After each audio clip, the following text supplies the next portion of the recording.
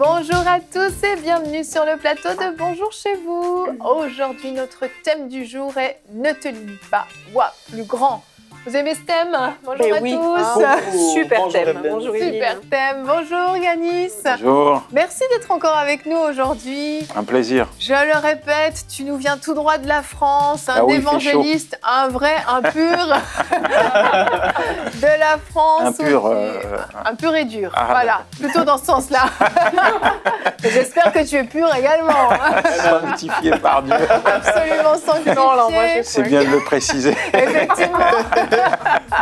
Tu exerces ton ministère particulièrement dans les prisons, auprès des détenus, et tu pourras nous en parler demain, mais aussi dans les églises, pour sensibiliser justement à ce qui se passe dans les prisons, à ce qui se passe dans les cités également, le besoin qu'il y a vraiment de prêcher l'évangile à tous. Oui, parce que finalement, on peut être incarcéré dans une prison physique, mais aussi spirituelle. Exactement. Donc le monde, c'est une prison à ciel ouvert. Et il y a plein de détenus, malheureusement. Effectivement, c'est une qui bonne il faut façon de prêcher voir les l'évangile. choses. Amen, tu as bien raison. Donc on va pas parler de ça aujourd'hui, malheureusement, mais on va exploser des limites aujourd'hui avec toi tout à l'heure dans la rubrique Conseil du coach. Donc tu nous parleras de ton livre Jabet, c'est ça? Jabet, un homme de Jabet. prière. Un homme de prière, exactement. Et puis tu vas surtout nous dire comment on peut exploser les limites dans nos vies. On va voir qu'on s'en fixe souvent beaucoup, parfois même inconsciemment. Oui. Et on va commencer avec toi, Frank. On va voir quelles sont ces limites qu'on peut se fixer. Et tu vas nous en parler dans la pensée du jour. Et oui, Evelyne, on va parler de voir grand et de penser grand parce que Dieu voit et pense grand. Et si vous voulez en être sûr et certain, allez voir Jésus parce que Jésus, il démontrait quelle était la volonté de Dieu sur terre et Jésus ne pensait pas petit, ne voyait pas petit, mais au contraire, il voyait les choses d'une façon qui était complètement différente. Et en fait, les gens, justement, le regardaient et disaient, mais qui est cet homme? Qui est cet homme qui marche de cette façon, dans une telle autorité, qui fait de telles choses? Et Jésus, quand tu regardes à sa vie, lorsqu'il était là, il y avait une foule à nourrir. Il aurait pu dire, on a juste les petits pains, les petits poissons, on va les couper en petits morceaux pour essayer de faire de la nourriture pour tout le monde. Mais au contraire, il voyait plus grand. Et ça, c'est tellement simple comme exhortation aujourd'hui. Il faut commencer à voir plus grand, à percevoir plus grand et à ne pas limiter Dieu avec notre compréhension humaine de ce qu'on peut voir dans le terre-à-terre. On a été éduqués souvent dans des systèmes qu'on doit tout comprendre, tout saisir, tout calculer pour que tout fonctionne. Mais Jésus, c'était pas comme ça. Il a dit, j'ai les pains, les poissons. Et là, on va prier. Et Père, je te remercie de ce que tu vas pourvoir pour tout le monde. Et puis, il y a eu la multiplication. Il y en a eu en plus. Il en restait des paniers. Et les gens, des fois, on peut se dire, mais Dieu, est-ce qu'il est vraiment un Dieu d'abondance, un Dieu sans limite, un Dieu? Oui, il est. Il n'est pas pris avec les circonstances dans lesquelles vous êtes. Ce qui va nous-mêmes nous emprisonner dans certaines limites, c'est notre pensée et notre mentalité. Parce que Jésus avait dit, avec Dieu, toutes choses sont possibles. Ne te limite pas. Avec Dieu, si tu crois en Dieu, toutes choses sont possibles. Il n'y a pas de limite. Les seules limites que tu vas te mettre, c'est toi-même. Et en fait, quand tu regardes à Dieu, moi, j'aime trop l'histoire. Et quand tu y penses, tu te dis, mais Dieu a parlé à un homme du nom de Noé et lui a dit, tu vas construire un navire qui va contenir tous les animaux terrestres qui sont sur la terre. Tu te dis, mais est-ce qu'il voyait petit? Non, loin de là. Et Noé, avec ses fils, on va commencer à aller couper un arbre, les gars. Ils ont commencé à construire le navire. Et tu te dis, mais Dieu, il voit comme ça. C'est extraordinaire. Et tu regardes à Abraham, il est allé vers Abraham, il a dit, mais je vais faire de toi le père d'une multitude. Et là, Abraham, il disait, mais ça va mal parce que regarde où est-ce que j'en suis, je n'ai même pas un encore. Comment est-ce que tu veux t'y prendre? Il a dit, mais Abraham, suis-moi ici. Et là, il a dit, regarde vers le ciel. Et là, il voulait changer sa mentalité. Ouais. Il dit, regarde vers le ciel et vois les étoiles qui sont là. Ouais. Tu vois les étoiles? Et là, Abraham dit, mais oui, je les vois, mais il dit, telle sera ta postérité. Wow. C'est extraordinaire. Et moi, je crois qu'il a dû avoir un laps de temps, peut-être. Et puis là, Abraham a dû avaler un peu tout ça. Et il l'a ramené. Il a dit, mais Abraham, regarde tous les grains de sable qui sont sur les plages de tous les mers. Il dit, telle sera ta postérité. Encore, Dieu, tu me rappelles ça encore? Oui, parce que je veux que tes yeux soient fixés sur ce que moi, je veux faire et ce que je suis capable de faire. Ne te limite pas avec ce que les hommes ont pu dire. Pense en dehors de la boîte, en dehors du terre-à-terre. Vois plus grand, vois surnaturel. Et aujourd'hui, c'est ça que je veux t'encourager à faire. Vois surnaturel. Dieu voit les choses différemment. Et attends-toi de vivre ce que Dieu a dit dans sa parole. Si Dieu a dit quelque chose à ton sujet, s'il t'a parlé spécifiquement sur ta vie par prophétie ou de différentes façons, attends-toi à ce que Dieu a dit, il va l'accomplir. Et tout comme eux l'ont vu Noé quand il a commencé à mouiller, oh, il y a une goutte. Oh, les gars, vite, on embarque dans le bateau, parce que là, ce que Dieu a dit, c'est après, et là, c'est tombé, il était dans le navire, et puis il avait dit, waouh, ce que Dieu a dit, ça s'est vraiment accompli. Ils n'ont pas limité Dieu, ils l'ont cru, ils sont allés jusqu'au bout. Fais pareil, toi aussi, aujourd'hui. Amen. Moi, je vais t'inviter pour raconter des histoires à mes enfants le soir. Tu viens de rendre l'histoire de Noé tellement vivante. C'est génial. C'est génial. J'ai quasiment eu peur en entendant les premières Oui, moi tomber, vite rentre. C'est ça. Ça va mouiller. Je suis sûre qu'il a dit ça va mouiller en plus. Ça va mouiller fort, les gars. Il va tomber des clous, comme on dit ici. Amen, Frank. On doit vraiment dépasser nos limites, vraiment être capable de voir plus grand. On va regarder notre verset du jour qui est dans Ésaïe 54 au verset 2. Agrandis l'espace de ta tente, qu'on déplie les toiles qui te servent d'habitation. N'en retiens rien, allonge tes cordages et renforce tes piquets. Alors, c'est un verset qui nous parle d'une tente. Si vous n'avez jamais campé, peut-être que ce verset ne vous parle pas. Moi, personnellement, j'ai fait du camping toute mon enfance. Il y a intérêt, quand le vent souffle, d'avoir des bons cordages et d'avoir enfoncé les piquets. Exactement, exactement. Et plus, justement, cette toile va être grande, plus il va falloir... de la prise au vent. Exactement. Mais Dieu nous incite, au travers de ce verset qui nous parle d'une tente, nous invite à voir plus grand. Et Frank, tu nous parles de limites, mais c'est quoi ces limites, en fait, qu'on peut se fixer? Qu'est-ce que ça veut dire, finalement? C'est que souvent, on a grandi dans une certaine famille. Parfois, c'était une famille qui connaissait pas Dieu, qui n'avait pas cette mentalité-là de la parole et de ce qu'elle dit. Des fois, c'était dans une famille, mais très religieuse aussi. Et puis, elle ne pensait pas et elle n'agissait pas et ne parlait pas comme Dieu pense et parle et voit au travers de la Bible. Et ça change tout parce que des gens se sont fait dire des choses toute leur vie.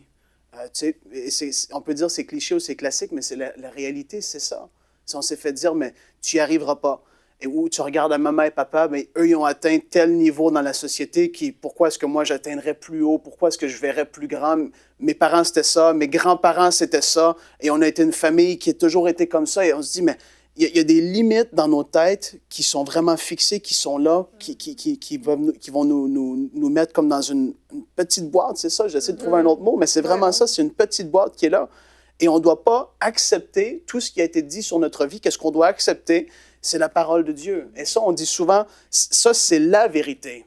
Des fois, on peut avoir une réalité qui est différente, mais la vérité de la parole, c'est ce qui doit vraiment être le premier dans notre vie. Donc, si Dieu m'appelle à sortir d'une certaine situation, peu importe c'est laquelle, ou si les gens ont dit sur ta vie, c'est une maladie qui est incurable, Dieu, il dit autre chose. Ouais. Et ça, c'est à transformer notre intelligence. Romains 12, on en a souvent parlé, mais d'être transformé dans notre intelligence. Et c'est la vérité, on ne doit pas accepter tout ce qui a été dit sur notre vie, parce que qu'est-ce que Dieu dit, mais c'est différent la majorité du temps. Et on doit commencer à penser et vraiment agir, nos actions doivent aller avec ce que Dieu dit à notre égard, en fait. Ouais.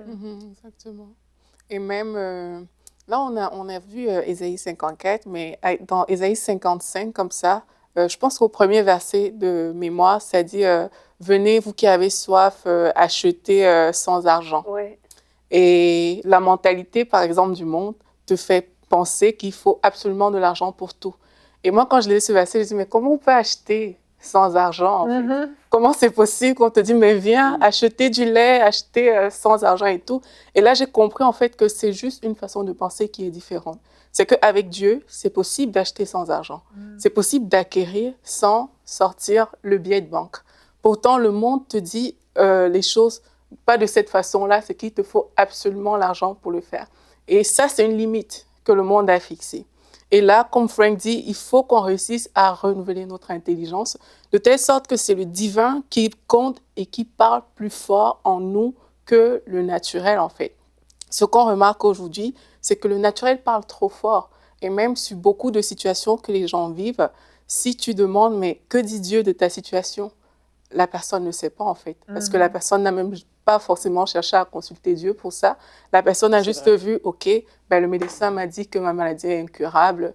Voilà, on m'a licencié. Il y a ci qui s'est passé. Mais la personne ne s'est pas positionnée. Mais que dit Dieu dans cette situation? Les hommes ont dit ça. Voici le naturel, comment il s'exprime. Mais Dieu, qu'est-ce qu'il a dit par rapport à cette situation? Mais dès l'instant où on choisit, vraiment, il faut se positionner comme je choisis d'accepter ce que Dieu dit comme ma vérité. Et Dieu a des plans tellement élevés que quand on s'aligne au plan de Dieu, forcément, on n'est plus dans nos limites à nous. On n'est plus dans nos limites naturelles. Et c'est dans cet alignement qu'on peut dépasser les limites.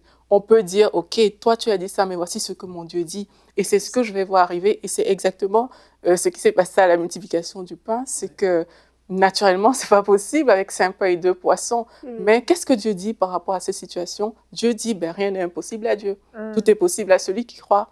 Et la multiplication se fait dans ce sens-là. J'ai cru que tu avais inversé, Yanis. Oui, non, juste en entendant ce qui est dit, beaucoup de personnes lisent la Bible, beaucoup entendent parler de Dieu, mais ne connaissent pas véritablement le cœur de Dieu. C'est vrai.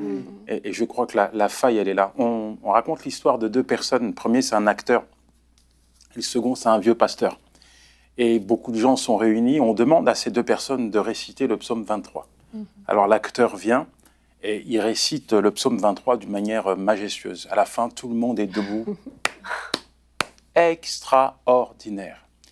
Et puis, il y a ce vieux pasteur qui arrive, il est fatigué par les années de ministère, il a une Bible, voilà, et il manque d'éloquence, il tremble un peu, il n'a pas l'habitude de parler à une foule, il sait même, il a un pupitre, un micro, bon, OK, il se met en place.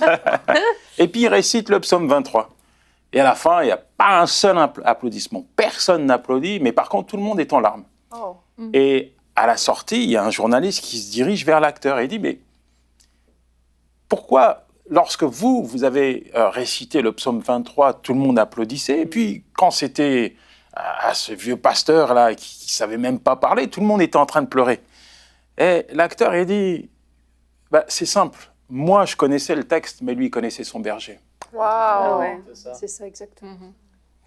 Il y a des questions qu'on ne se pose plus lorsqu'on connaît Dieu. C'est vrai. Les disciples qui étaient avec Jésus-Christ, au moment de la multiplication, ils ont dit à Jésus, renvoie la foule.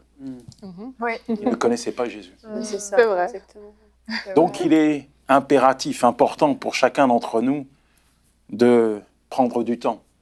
La parole de Dieu ne se lit pas de manière intellectuelle. Non. Amen. Elle doit se graver au plus profond de notre âme. Et nous devons la vivre. C'est ça exactement, on doit l'expérimenter aussi. Ça change tout en fait. C'est tellement vrai ce que tu dis.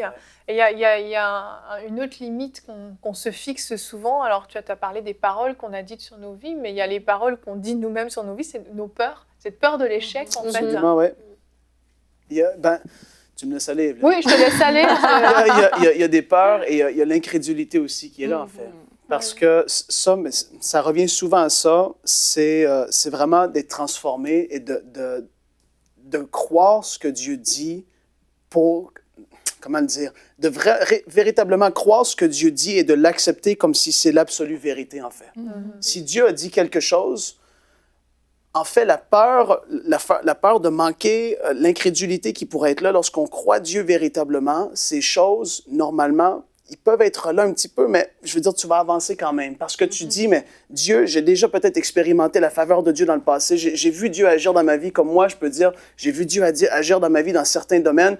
Donc, pour ce domaine-là en particulier, je vais pouvoir foncer. Fait que même s'il y a une peur qui est là, une peur d'échec, une peur de qu'est-ce qui peut arriver, moi, je me dis toujours, Dieu aime beaucoup plus que je fonce et que j'essaie que je reste là à ne rien faire.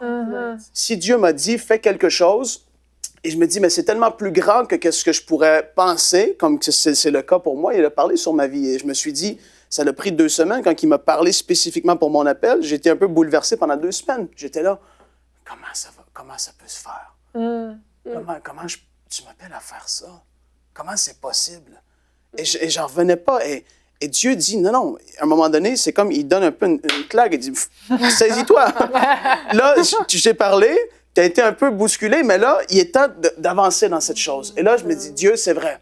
tu m'as apporté jusqu'ici et je sais que tu vas être capable de m'apporter au prochain point. Donc, je refuse la peur, je refuse l'incrédulité qui peut être là parce que je le sais qui tu es. Ça revient à qu'est-ce que Yanis disait. Je connais Dieu, j'ai vu sa bonté dans le passé, donc là, je fonce dans cette direction-là. Et ça change toute la donne, en fait. Mais ce qui va aussi changer la donne, c'est l'obéissance. En fait, c'est Ouais. l'élément clé dans tout ça, c'est l'obéissance. Parce que si on commence à raisonner, c'est le premier pas de désobéissance. Ça, c'est vrai. Quand Dieu nous dit quelque chose et qu'on commence à essayer de comprendre pourquoi, comment est-ce que Dieu va arriver à ça? Oui, mais il y a telle et telle chose. Le premier pas de désobéissance, c'est le raisonnement. Donc, la foi, ça va être d'avancer sans essayer de raisonner. Exactement. Et tu vas essayer de... Ok, tu le prends pour du cash. Hein. C'est ça, Le Seigneur exactement. t'a dit ça, et puis de toute façon, tu n'as pas tout le plan de match. Tu ne sais pas par où Dieu va te faire passer, tu ne sais pas qui va mettre sur ta route pour t'aider à accomplir ça. Tu ne sais pas non plus quel talent il va faire peut-être jaillir de toi. Hors émission, on parlait d'un talent que tu t'es découvert et que tu n'avais pas vu venir. Et puis oui, quel talent tu as maintenant. Mais si dès le départ, tu avais dit, non, c'est pas possible parce que ça, je ne l'ai pas. Exact. Donc Dieu va faire jaillir des talents de nous. Il va mettre les bonnes personnes sur notre route. Il va faire concourir les circonstances aussi pour que la chose qu'il nous a demandée soit rendue possible. Il ne faut jamais perdre de vue non plus qu'on n'est pas des solitaires dans l'œuvre de Dieu. On va pas se du lancer, tout. on va pas se lancer et puis passer devant tout le monde ou partir en flèche au travers du désert tout seul. Dieu se plaît à faire travailler tout ensemble, tous ensemble, l'Église ensemble, ses enfants ensemble. Et donc, on ne sera pas seul dans cette aventure-là. Et puis, Dieu va mettre aussi bien les circonstances que les talents, que les bonnes personnes au bon moment avec nous. Donc, quand on sait ces choses-là qui sont génériques, on n'aura pas peur d'aller dans le pas d'obéissance, de dire « Seigneur, tu me l'as dit ». Eh bien, j'y vais. Puis, je ne veux pas me limiter parce que de toute façon, ce n'est pas par mes propres forces, c'est par toi, Seigneur. Oui. Par l'esprit que tu vas mettre sur moi, par les talents que tu vas mettre en moi. Amen. Alors, on n'a pas besoin de raisonner, de calculer. Il Ouais. n'y a pas de calcul quand on s'engage avec Dieu. Il y a juste un pas d'obéissance à faire. Alléluia. Il n'y a plus rien à dire. Ouais, Il n'y a faut plus rien à dire. Alléluia. Il n'y a plus rien à dire, ça tombe bien. Parce que Yanis, je suis sûre qu'il a encore plein de choses à Ah, dire. il y en a En tout cas, beaucoup. je l'espère. Parce que Yanis, on va voir avec toi comment ces limites, on peut les exploser. J'aime vraiment le terme exploser. Exploser. Oui, parce qu'elles ont Ouais, besoin d'être explosées. Pas juste légèrement repoussées. On va les exploser, c'est ça veut puissant. dire qu'elles disparaissent, on les désintègre. Exact. Donc, on va voir ça avec toi, Yanis, dans la rubrique Conseil du coach. Et Yanis, on va voir avec toi, comme on l'a dit, comment exploser les limites. J'aurais bien aimé avoir des petits gants de boxeur. avec moi. Alors Yanis, dis-nous tout, on a vu, il y a des limites qu'on se pose, qu'on s'impose. Et comment on peut faire pour s'en défaire et puis pour voir plus grand finalement. Elles sont nombreuses, les limites. Hein. Exactement. J'aimerais te poser, du moins, te demander de te prêter à un petit exercice. Ah, je savais que j'allais passer à la casserole. Vas-y, que dois-je faire? Disons que tu es avec Dieu. Oui, tout va bien. Jusqu'à là, tout va bien, avant qu'il t'envoie sur la terre. Et qu'il te donne une feuille et un stylo en te disant, Yveline, raconte-moi, décris-moi la vie que tu souhaites mener. Oh. Qu'est-ce que tu lui écrirais? Qu'est-ce que je lui écrirais? Sans forcément regarder à ce que tu as aujourd'hui, mais voilà, tu as avant d'arriver sur la terre, qu'est-ce que tu aurais dit à Dieu? Tu veux naître où? Ah, carrément, des questions aussi précises. Oui. Moi, j'aurais répondu à un truc très bateau, du genre, Seigneur, je veux faire ta volonté. Oui, oh, c'est tellement spirituel. N'est-ce pas? Wow. Mais bon, voilà, tu veux naître où? Ah, naître en Suisse, moi j'ai bien aimé. Parce que naître tu es né en Suisse. C'est Absolument. pour ça que tu dis, je veux naître Mais en Suisse. absolument, puisque je ne Peut-être suis que pas tu aurais d'ailleurs. aimé naître à Miami, au bord de la plage. Ah non. Non. Bon, ok. Et vivre, grandir dans quel type de foyer? Ah, j'aimerais grandir dans une famille où on sert le Seigneur, où on s'aime, où on s'entraide, où on a des visions pour l'avenir. D'accord, et plus tard? Et plus tard, j'aurais voulu faire un métier dans lequel je sois utile dans la société, où je brille pour Dieu, et j'aurais voulu me marier, avoir des enfants, bâtir un foyer solide. C'est beau ce récit. Rends-moi ma feuille, s'il te plaît. Merci. T'as pris des notes, j'espère, hein? Oui, j'ai pris des notes. Non, c'est beau parce que c'est ce que tu vis aujourd'hui, finalement. Donc, tu n'as pas été super. vraiment chercher très loin Non. dans tout Je suis ça. pas très imaginative, Yanis, comme je Je tiens à préciser que cet exercice n'était absolument pas prévu, donc ne riez pas à la maison, ok? Non, mais des fois, j'entends des jeunes... je voudrais avoir ce type de vie que tu viens de partager.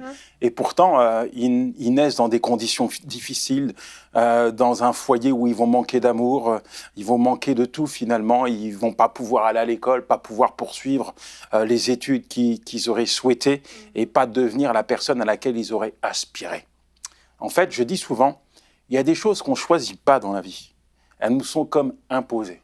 T'as pas choisi de naître en Suisse. Non, c'est vrai. T'as pas choisi l'année de ta naissance. Tu es né en 1995. 86. Ben voilà, c'est pas toi qui as dit à Dieu, je veux naître en 86. Oui, papa. T'as pas fixé la date, t'as pas fixé l'heure. Voilà. T'as pas choisi ta couleur de peau. Non, c'est vrai. Non, C'est t'as vrai. pas choisi la condition sociale de tes parents. Ces choses, elles te sont imposées. Oui.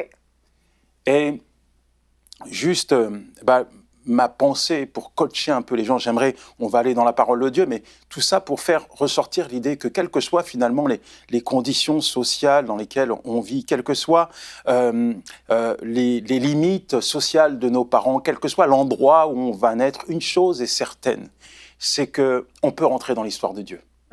Et que lui seul va déterminer notre futur. Et les choix qu'on va faire aujourd'hui vont également déterminer ce qu'on sera demain. J'aimerais, pour illustrer un petit peu toute cette pensée, vous conduire dans un texte qui se trouve dans 1 Chroniques, chapitre 4, versets 9 à 10. Il est dit ceci, « Jabet invoqua le Dieu d'Israël en disant, si tu me bénis, que tu étends mes limites, si ta main est avec moi, et si tu me préserves du malheur, en sorte que je ne sois pas dans la souffrance. » Et Dieu accorda ce qu'il avait demandé. Jabet porte un nom qui est dur, difficile. Jabet veut dire douleur. Sa mère l'a enfanté dans la douleur. Et à cette époque, on ne peut pas changer de nom. Et d'ailleurs, un nom est comme une proclamation. Tu as 2 enfants, je pense. Je ne sais pas comment ils s'appellent, mais... Louis et Sophia, et oui, Voilà. J'ai tenu compte de la signification. Voilà, il y a une signification derrière. Tu te lèves pas le matin, tu ouvres le dictionnaire des noms. Tiens, je tombe sur Albert, je dois avoir un garçon, je vais appeler mon fils Albert. Ah, mes parents ont fait ça, en fait. Désolée. C'est pas l'exemple qu'il me faut, Non, décidément, désolé. cet après-midi. Mais toujours est-il, moi, par exemple, je vais au Cameroun, il y a une fille qui s'appelle Grace. Et je lui dis, mais pourquoi tu t'appelles Grace? Elle me dit, c'est simple, quand j'étais au village, ma mère, elle allait accoucher, il n'y avait personne dans la maison, elle était toute seule, et elle m'a donné naissance avec ses propres forces. Wow. Et quand elle m'a posé sur son ventre, elle m'a appelé Grâce. Wow. Grâce de Dieu. Amen. Ah ouais, c'est une grâce de Dieu. Vraiment. Alors, là, c'est comme une proclamation. Et Jabet aurait pu se dire, puisque mon nom veut dire douleur, toute ma vie sera synonyme de souffrance, c'est comme ça ne peut pas changer. Ouais. Mais plutôt de s'enliser dans ce schéma, plutôt que de s'enfermer dans le tombeau de la résignation, la fatalité, Jabet s'est tourné vers Dieu. Il avait certainement entendu parler du Dieu de ses pères, des hauts faits de Dieu, et Jabet va demander à Dieu de faire exploser ses limites. Jabet va s'approcher de Dieu, croyant fermement que Dieu était capable d'annuler toutes les prédictions de malheur qui étaient renfermées dans son nom. Amen. Moi, je crois que Dieu est celui qui écrit de nouvelles choses dans la vie d'un homme. Je crois que Dieu a une histoire à écrire dans chaque individu. Chacun d'entre nous sommes sur la terre parce que Dieu l'a voulu. Et dans notre vie, il y a Dieu qui veut écrire une histoire. Et l'histoire de Dieu, elle est belle, elle est magnifique, elle est glorieuse. J'ai cette conviction, Oui. vraiment. Et j'aime amener les personnes à sortir de leur propre histoire. Parce que des fois, l'histoire qu'on est en train d'écrire, elle est laide, elle n'est pas belle. Il y a des gens qui aimeraient devenir des stars du show business, aimeraient avoir beaucoup d'argent, et ils vont tout entreprendre pour obtenir des richesses. Et parfois, ils vont aller voler. Oui. Ils sont limités psychologiquement. Ils se disent, bon, mes parents n'ont pas d'argent, ok, je vais aller chercher de l'argent. Et je me souviens de ce jour où je suis dans une prison et j'ai plein de détenus devant moi et je leur pose quelques questions. Je leur dis, vous pensez véritablement que votre présence est liée à la volonté de Dieu? Vous croyez véritablement que Dieu est heureux lorsqu'il vous voit observer la création, la lune, les étoiles derrière vos barreaux ou encore lire la lettre de vos enfants en pleurant? Croyez véritablement que Dieu vous a placé sur la terre pour vivre ce type de vie Ce jour-là, plus de 300 détenus se sont levés, ont décidé de confier leur vie à Jésus et d'entrer dans l'histoire de Dieu. Alléluia. C'est juste extraordinaire. Vraiment. Alors, Dieu n'est pas petit. Pourtant, il y a des pays, pour ne pas en citer un, où nous sommes les champions du monde de la petitesse. Même quand tout est petit autour de nous, Dieu n'est pas petit. Dieu est hors limite. Mais on est tellement formaté par les limites qui nous entourent, qui nous environnent, qu'on en arrive à limiter Dieu. Et quand on entend des gens, on se dit, mais dans quel raisonnement ils sont enfermés ? Oui. Tout est petit. Même la vie des chrétiens, parfois, elle est petite. Je me lève le matin, je prends un petit déjeuner. Avant de partir à mon petit travail, j'embrasse ma petite femme. Je monte dans ma petite voiture. Et après le travail, j'irai faire un petit jogging.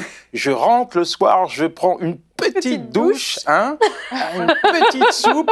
Et puis, je me relèverai le lendemain matin, je ferai une petite prière avec une petite lecture C'est Minusland. biblique. C'est terrible. Tout est petit. Tout est petit. Land. Est-ce que Dieu est petit ? Non, C'est une question que je te pose. non. Est-ce que Dieu est petit ? Il est infiniment grand. Il est infiniment grand. Alléluia. Mais quand tout est petit autour de toi, comment croire que Dieu est grand ? C'est ça le problème. Il y a l'incrédulité qui est là. Et puis j'aime bien ce texte dans Genèse 18, versets 10 à 14. Alors, Franck en a parlé tout à l'heure. Je me suis dit, j'espère qu'il ne va pas prendre un petit peu l'image que je vais donner. Il est question de Sarah. Les anges arrivent et puis elle est là derrière la tente. Et puis l'ange de l'Éternel lui dit, certainement l'année prochaine, ta femme, elle aura un enfant. Mais elle est tellement fermée psychologiquement. Il y a des raisons naturelles qui la limitent. Son Absolument. mari, il a quasiment un siècle. Quel homme, hein? Un siècle. Elle n'est pas loin hein? du siècle. Elle non est plus, stérile. hein. Elle aussi est d'un âge avancé. Elle a plus de désir pour son mari. Et il est dit que quand elle va entendre ça, cette révélation, elle va rire. Oui, Elle va rire. Et ce rire-là, c'est un rire d'incrédulité. c'est vrai. Rire d'incrédulité. Pourtant, comme la parole de Dieu s'accomplit toujours, l'année d'après, effectivement, Sarah va enfanter Isaac. Sais-tu ce que veut dire Isaac? Non. Encore un nom avec une signification. Isaac, ça veut dire rire. Oui, c'est vrai. Et à chaque fois qu'elle voyait son Isaac, elle devait encore se mettre à rire. Mais cette fois, ce n'était pas un rire d'incrédulité. Non, c'est sûr. Un rire de contemplation quant à la manifestation de la gloire de Dieu Amen. dans sa vie. Il y a des choses que Dieu veut accomplir, et puis il y a des choses que, en fait, nous bloquons, nous ne saisissons pas. Et Ésaïe 54, verset 2, tu l'as cité tout à l'heure, mais on va le redire, « Élargis l'espace de ta tente, qu'on déploie les couvertures de ta demeure, ne retiens pas, allonge tes cordages, affermis tes pieux. » Jabed va dire à Dieu, « Étends mes limites. » À l'époque, on vivait de l'agriculture et normalement, il avait reçu une parcelle de terre qui était suffisante pour vivre une vie normale. Mais le problème, c'est celui-ci. Ce qu'il a reçu de la main de l'homme ne correspond pas à la vision que Dieu a mise sur son cœur. Alors il dit, « Seigneur, non, ça, c'est ce que l'homme m'a donné, mais j'en veux pas. Je n'en veux pas. Tu es capable de faire beaucoup plus. Tu es capable de m'accorder au-delà de tout ce que je peux imaginer, de tout ce que je peux penser. » Jabed veut être un témoin vivant de la présence de Dieu. Amen. Et Jabed veut que les gens qui vivent aux alentours voient la main de Dieu sur lui en action. Hier, j'ai mangé avec un homme qui m'a vraiment interpellé. Ouais. Cet homme passionné par Dieu, j'ai discuté avec lui et à un moment donné, il s'arrête et puis il me montre son téléphone et il me dit, Yanni, j'ai une vision que Dieu m'a donnée. Et je vois que ses yeux scintillent, il y a cette vision qui brûle dans son cœur. Et il me montre son téléphone, il a écrit sa vision. Wow, j'en ai reçu des visions, moi, mais je ne les ai jamais écrites. Mais je me suis dit, mais c'est ça. Parce que quand Dieu te donne une vision, c'est comme s'il te disait, voilà où je veux t'emmener. Et pour ne pas oublier cette vision que Dieu dépose sur ton cœur, cette personne avait écrit sa vision. Chaque point. Il me dit, c'est pas fini, il y en a encore. Dieu va certainement ajouter. Il dit, mais dans quelle dimension il vit? Il vit sur la même planète que moi, c'est pas un extraterrestre, mais il a certainement saisi quelque chose que j'ai pas encore compris. Il a écrit la vision de Dieu. Et Dieu a des choses à écrire dans notre vie. Dieu a des choses à faire avec nous. Et en vérité, une chose importante, c'est que nous sommes des véritables mines d'or. Tu es une mine d'or, Yveline. Amen. Amen. On te l'a déjà dit, ça? Non, on me l'avait jamais dit. Mais j'y crois. Mais on est tellement imprégné de limites. Il y a un potentiel qui est là, qui est latent, et qui mérite en tout cas d'être exploité par Dieu. Ce potentiel, parfois, l'homme ne veut pas l'exploiter. L'homme va te dire, non, tu es incapable, tu es nul, tu es médiocre, tu as un bon à rien. Mais il y a ce potentiel-là que Dieu seul veut exploiter. En fait, ce potentiel, il n'y a que Dieu qui peut l'utiliser. Ce potentiel, Dieu veut le déployer pour te faire entrer dans son histoire. Moi, à l'école, bon, je n'ai pas été longtemps à l'école, je n'ai pas de baccalauréat, j'ai un bac à sable. Ah bah celle-là. C'est parfois plus utile qu'un baccalauréat en passant. Ouais. Et quand j'étais en primaire, j'étais le champion du monde de la dictée. C'était pas 20 sur 20, c'était moins 60 sur 20. Oh, j'étais pas loin. Je ne pouvais pas faire mes devoirs, il n'y avait pas de courant à la maison. Donc la nuit, c'était compliqué. Et puis, j'avais devant moi une personne qui me rabaissait, me traitait de cancre, de déficient. J'étais nul. À l'école, quand la maîtresse me faisait l'honneur de m'appeler au tableau, c'était soit pour me mettre au coin, soit pour me mettre une cabèche dans la tête. Et j'ai grandi avec ça. En plus, il y a la cité dans laquelle j'ai grandi. La cité dans laquelle j'ai grandi exerçait un pouvoir sur moi. Elle m'a amené à me déprécier, à me considérer comme le rebut de la société. C'est vrai, quand j'allais à la plage avec le centre aéré, à Deauville par exemple, et que je débarquais avec mes potes, des Noirs, des Arabes, des Juifs, les cheveux jusqu'à là, pas coiffés, des chaussures trouées, un caouet et votre sac plastique à l'intérieur, il y avait un paquet de chips, une pâte d'amande et des œufs durs. Et vous regardiez les autres avec leurs glaces, les jouets, les bouées, les petits bateaux. Je ne suis pas comme eux, moi. J'étais limité. Et puis, voilà, un jour, Dieu me dit, Yanis, tu vas écrire un livre. Tu t'es peut-être trompé, Seigneur. Moi, je vais écrire un livre. Dis, tu vas écrire un livre. Tu vas écrire un livre. Et c'est juste pas possible. Et comme Dieu me travaille, bon, je me laisse convaincre par lui. Et heureusement, je suis né dans une belle génération de l'informatique. Donc j'achète un ordinateur, et merci Seigneur pour les correcteurs d'orthographe. Ça. J'écris mon livre. Bam, bam, bam, bam, bam, bam. Et en fait, au fur et à mesure, je m'aperçois que Dieu est en train de faire exploser toutes les limites psychiques que j'avais érigées dans ma pensée au fur et à mesure des années. Et non seulement il est en train de faire exploser mes limites, mais il est en train de libérer le potentiel qu'il avait enfoui en moi pour me faire entrer dans son appel. Amen. Résultat, ce livre, il est là. C'est juste divin. Et Les murs de la solitude qu'on présente demain. oui. Et aujourd'hui, je suis entré dans l'histoire de Dieu.